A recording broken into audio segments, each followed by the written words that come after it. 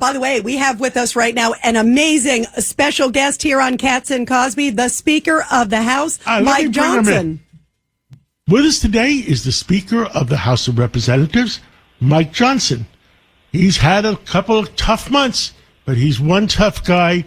Mr. Speaker, welcome to WABC. How are you doing? Hey, great to be back with you as always, my friend. Good to hear your voice. Tell me, it's Friday afternoon. What do you have to get off your chest? I mean, you were in court in New York with President Trump this week. You had your hands full in Washington. There's so many things. Our country is under attack in many, many directions. So please, you start first. You know, that's a great place to start.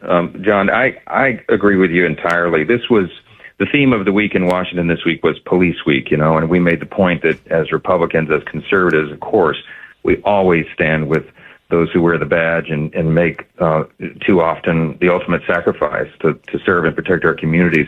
We got to stand by law enforcement. And so we had these great events, great ceremonies, fallen officer memorials, and all sorts of stuff this week. And I was apt to just kind of go off script at these events because I speak at all of them. And I just started saying what I believe is the simple truth right now, my friend, that we are facing right now.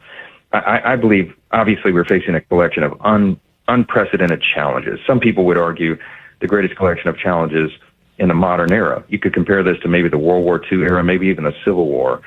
And yet our republic is going to endure. And the reason that it is because we're going to fight for the founding principles that made us the greatest nation in the history of the world, the most free, the most powerful, most successful that's ever been.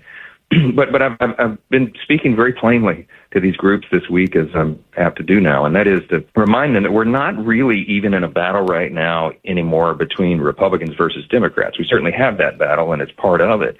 But what we're battling right now is something even deeper and more fundamental than that. We are in a battle right now between two competing visions, entirely different worldviews about who America is and what we're going to be in the future.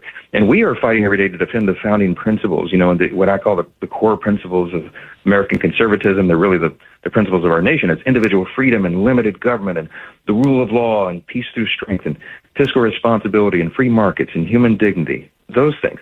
But we have a rising number of people in the country, as you and I both know, who have disdain for those founding principles. They want to trade those ideas in for something else. They envision for our nation that we would be some sort of European-style socialist utopia or something. But you and I know that's a fool's errand. Marxism is a road to destruction, and we have to fight it, everything in us, and that's what we're doing right now. So we have policy skirmishes, we have, you know, debates over legislation, but that's not the real battle. The real battle is, are we going to hold fast to our founding principles and keep this republic? And I believe we will, but it's going to take all of us to dig in and get that done.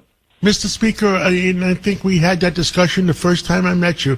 It's about bringing America together. It's not about being Republicans, not about being Democrats.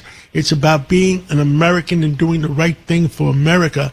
And I don't have a problem with common sense Democrats, but I do have a common problem with socialist Democrats. I mean, they have, they're trying to destroy our country. And there's a mission out there, and I don't know if it's from the Socialist Democrats. I don't know if it's from China. I don't know if it's from Iran.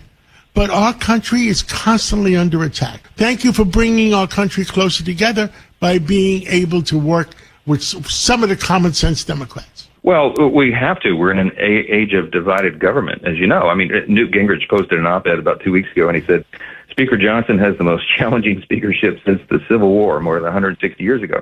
And his point was that it's anybody who holds the gavel in this moment would have the same challenge. We have the smallest majority in U.S. history, of course. I'm currently at a one-vote margin. But we also have a deeply divided country. The encouraging part of that, John, is that I believe that most of the people in this country, in their heart of hearts, they agree with us. They agree still with common sense. They identify with the founding principles of our country, and they do want to maintain it. Surely they want their children and their grandchildren to have the same liberty and opportunity and security that we have always known and cherished, but sometimes too often taken for granted. And that's what the challenge is right now, to I guess really kind of help educate and empower and encourage, equip more people to engage. That's what we need right now. This upcoming election cycle, all those negative elements that you talked about, the influence of the Chinese Communist Party and, Iran and all of those who would subvert our culture and our society, our republic, all the elements of the radical progressives, all that woke ideology, all of that stuff that is so destructive. We have a chance right now in November to put all of that to rest. We really do. This is the most important election of our lifetimes. I think everybody understands that. And so it's no time to sit on the bench. You got to go out and do what you just said, John. People have to exercise common sense, and they've got to help us preserve this country. I think we will. Mr. Speaker, I agree with you 100%. I've had many important U.S. senators in my office, and we all discussed that 2076, the 300th year of our country, is not going to happen if we keep going on and if we don't straighten it out this November 5th. No, you're exactly right. I mean, we have our nation's birthday coming up on July 4th, of course. We're only 248 years. When I speak to young people, university students and high school students, and we say, oh, we're almost 250 years old as a nation, to them, that seems like an eternity. But you and I both know, in the span of human history, that is a very short period of time. And there's no guarantee that the republic can endure unless we understand what made us the great nation and we work to preserve it. And that's what we're trying to do, the House Republicans, every single day. And we've recruited an all-star stable of candidates around the country to help us flip some of these seats back from Democrat to Republican. I think we're going to be able to do that because all of our candidates are out talking about these things that resonate in the hearts of the people. I agree with you. We got another minute left. I'm going to say that I don't understand. Maybe you understand better. You're the number 3 person to take over the presidency of the United States if something, God forbid, something ever happened.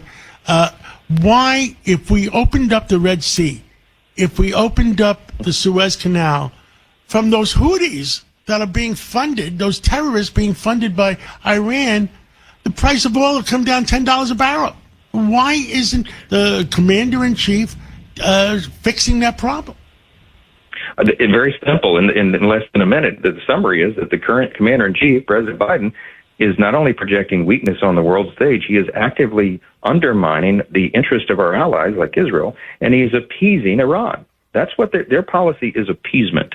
And that is a dangerous prescription for us right now when our adversaries are united. Russia, China, Iran, they're all coordinated. It really is a true axis of evil. And now is the time for us to maintain peace through strength. We got to get Donald Trump reelected because he will project that strength. And November can't get here soon enough. We have to fix the problem. Thank you, Mr. Speaker, for everything you do in trying to unite our country. God bless you and God bless America. Thank you so much. Thank you, my friend. Great to talk to you.